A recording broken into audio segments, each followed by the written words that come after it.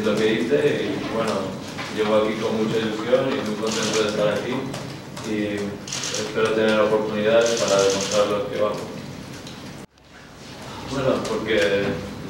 como lo he dicho, es una oportunidad muy grande para mí de venir a un gran club como el Valencia y me dan una oportunidad de ser parte de este grupo, de esta historia y bueno, yo lo que quiero es tener oportunidades y demostrar lo que valgo. Pienso que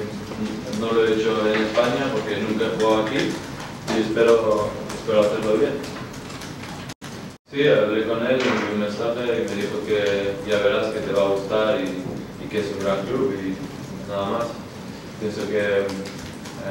ya le hablaré en el futuro porque los primeros días siempre estás muy ocupado y tienes muchas cosas que hacer, pero sí es un gran amigo y espero continuar y poder verlo en el futuro. Sí, hablé con él, envié un mensaje y me dijo que ya verás que te va a gustar y que es un gran club y nada más. Pienso que ya le hablaré en el futuro porque los primeros días siempre estás muy ocupado y tienes muchas cosas que hacer, pero sí es un gran amigo y espero continuar y poder verlo en el futuro. A mí me gusta luchar y vengo a un gran club y sé que en gran clubes hay que ir ahí y luchar para ganarse el puesto y eso pienso que cada uno de los profesionales